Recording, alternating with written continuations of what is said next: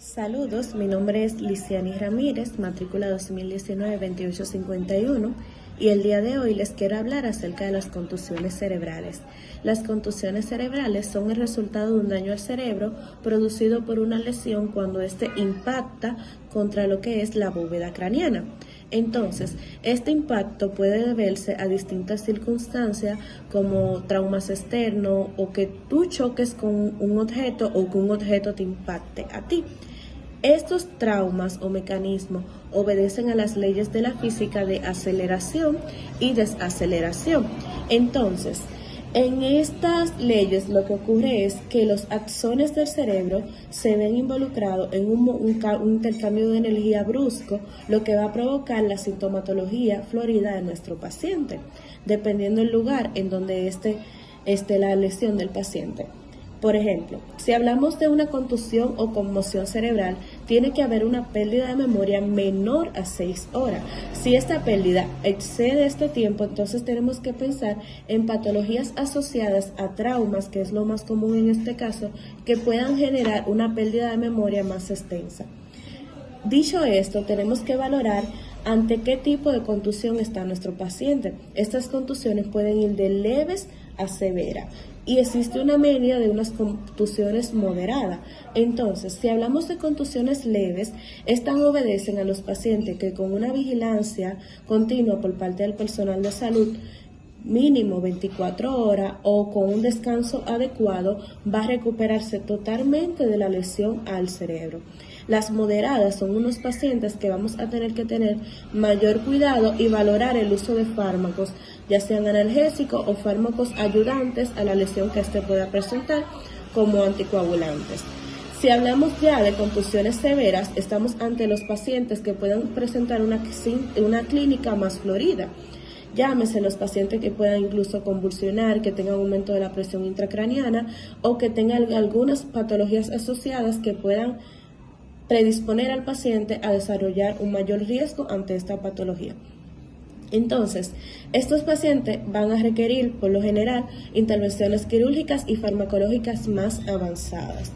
Ya entonces, en cuanto a la clasificación, vamos a tener la clínica, pero de manera generalizada, estos pacientes van a tener una pérdida de memoria, puede ser de minutos hasta las 6 horas, van a tener náuseas, van a tener vómitos que pueden estar o no acompañado con contenido alimenticio si el paciente ingirió o no comida. Y dichos vómitos, atendiendo a la gravedad del asunto, pueden ser o no en proyectil. Es común que un paciente que tenga un aumento de la presión intracraniana genere lo que son vómitos en proyectil. Así que también es una forma de nosotros guiarnos ante qué caso estamos teniendo.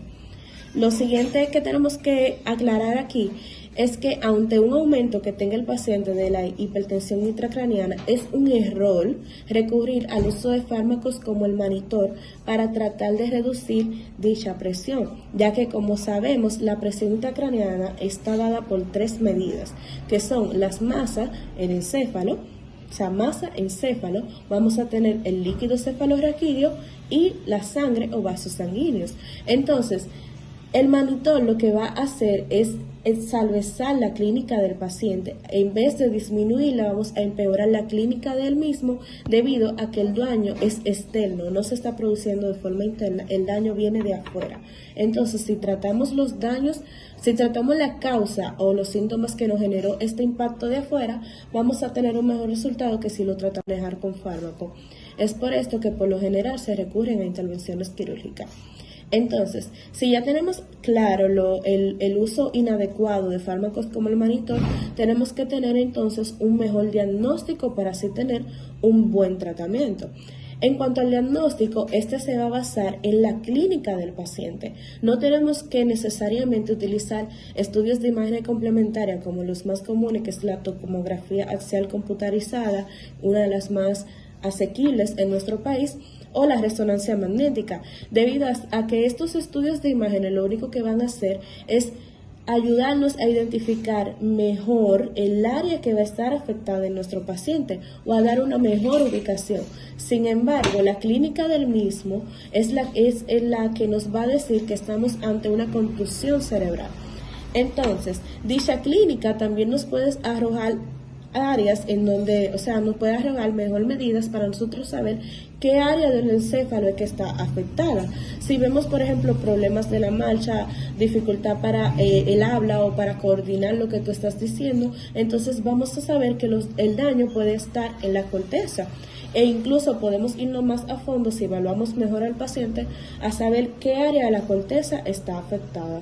Entonces, si ya tenemos en cuenta que el diagnóstico de nuestro paciente se hace en base a la clínica y que los estudios de imágenes son complementarios, también incluso los estudios de laboratorio de paneles completos como un simple hemograma por si hay o no pérdida de sangre, poder nosotros intervenir en esa parte, tenemos que tener en cuenta el tratamiento. El tratamiento va a depender, como expliqué anteriormente, de la condición de nuestro paciente. Si es un paciente con una contusión leve, con una buena hidratación, una monitorización y reposo, nuestro paciente podrá ir a su casa sin lesiones que puedan agravar lo que es su clínica.